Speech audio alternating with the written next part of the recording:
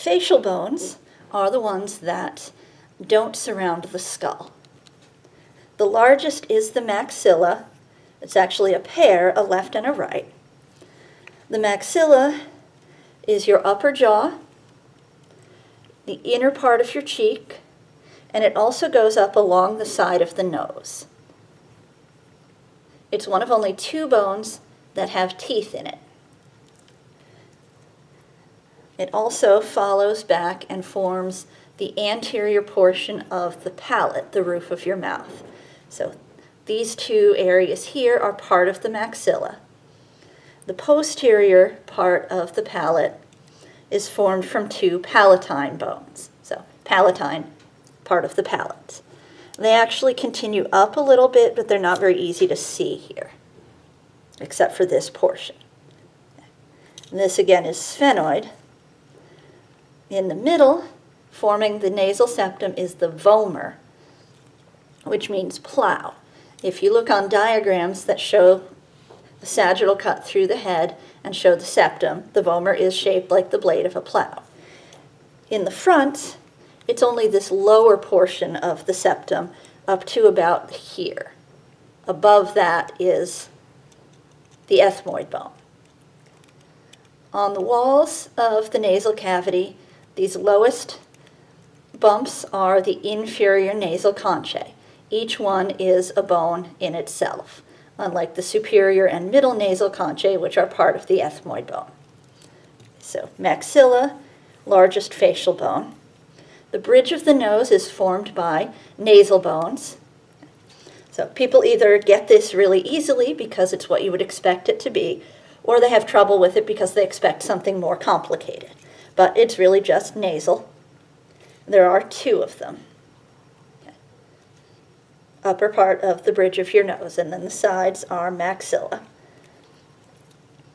Just inside the eye socket here is the lacrimal bone. There's an indentation here. It's not very obvious on this skull. On this one, we've got a hole. That is a channel that drains into the nose. That allows tears, excess tears, to drain out into the nose. And that's why your nose runs if you're crying, watching a sad movie, cutting onions, for example. Okay. Lacrimal means related to tears. Okay. So on here where we can see the sutures, lacrimal is this little rectangle.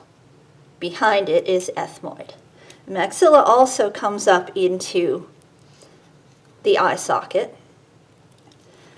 The outer part of the cheek is the zygomatic bones, one on each side. They also form part of the eye socket.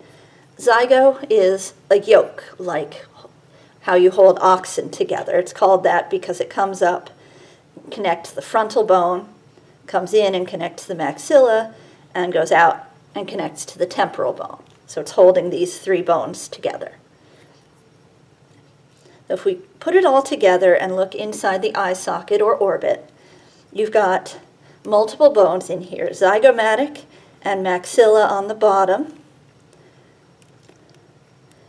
lacrimal and ethmoid on the medial side, frontal at the top, and then in the back is the sphenoid bone. So that connects here.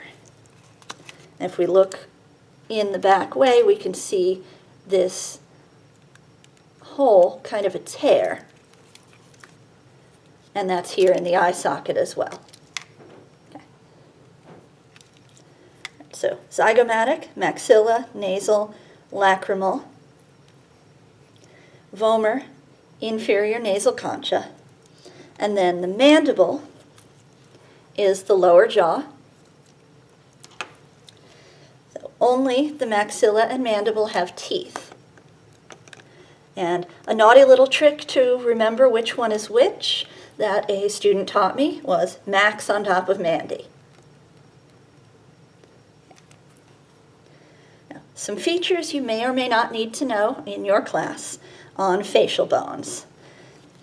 There are some holes Above and below the eye sockets are supraorbital and infraorbital foramen.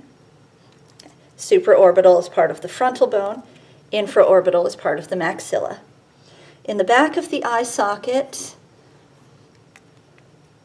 this tear is the orbital fissure. This little hole here is the optic foramen for the optic nerve. In the mandible, this is the mental foramen. That sounds weird, but mental means chin. Think about when you're thinking, you go, touch your chin. Mental. On the side, all the way in the back, this top surface is the mandibular condyle, and that's where it meets the mandibular fossa in the skull. You'll see several places throughout the skeleton where there's a condyle or a process, and then there's a fossa whose name matches, and they come together. This anterior part is the coronoid process, and there are muscles that attach to it.